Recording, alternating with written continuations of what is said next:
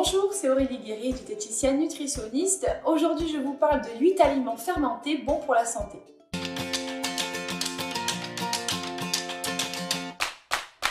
Alors, consommer des aliments fermentés permet d'augmenter les bonnes bactéries dans les intestins qui vont agir comme des probiotiques naturels et permettre ainsi de rééquilibrer positivement la flore intestinale qui peut être perturbée à cause d'une trop grande consommation d'aliments ultra transformés, d'aliments trop gras, trop sucrés, d'un excès de viande aussi ou d'alcool ou encore à cause de la prise de médicaments. On a besoin de ces bonnes bactéries pour mieux digérer et mieux absorber les nutriments des aliments que nous consommons. Et une bonne flore intestinale, qu'on appelle aussi microbiote, renforce le système immunitaire et le système intestinal, constituant une barrière contre les agents pathogènes. Alors voici quelques aliments fermentés à intégrer fréquemment dans son alimentation pour prendre soin de son microbiote.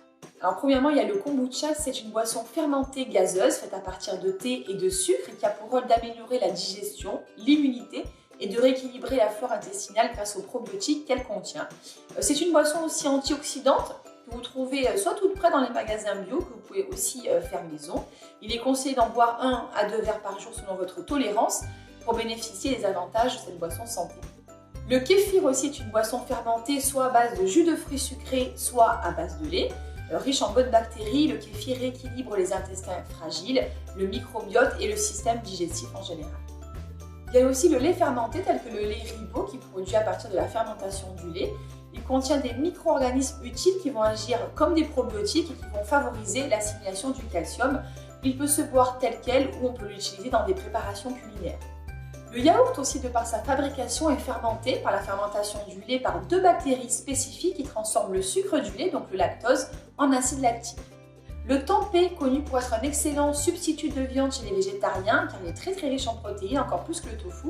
Il est riche également en calcium et cette pâte assez ferme, qui est le tempeh, est obtenue après cuisson, trempage et fermentation de fèves de soja.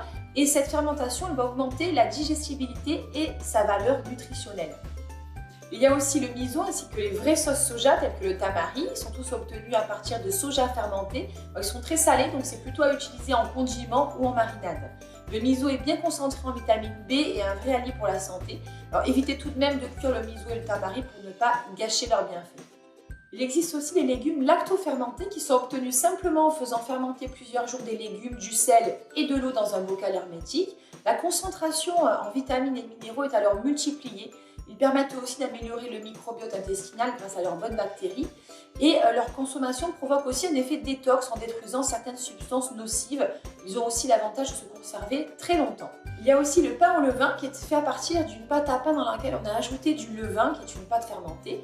Alors ce procédé il permet d'avoir un pain plus digeste car les bactéries elles vont aider à dégrader le gluten et le pain au levain a aussi un index glycémique plus bas. C'est pourquoi c'est un des meilleurs pains. Alors notez que pour avoir une flore intestinale saine, en plus de consommer des aliments fermentés, le mode de vie tel qu'une alimentation équilibrée, une activité physique régulière et un bon sommeil sont également très importants. J'espère que tous ces conseils vous seront utiles et je vous dis à très bientôt.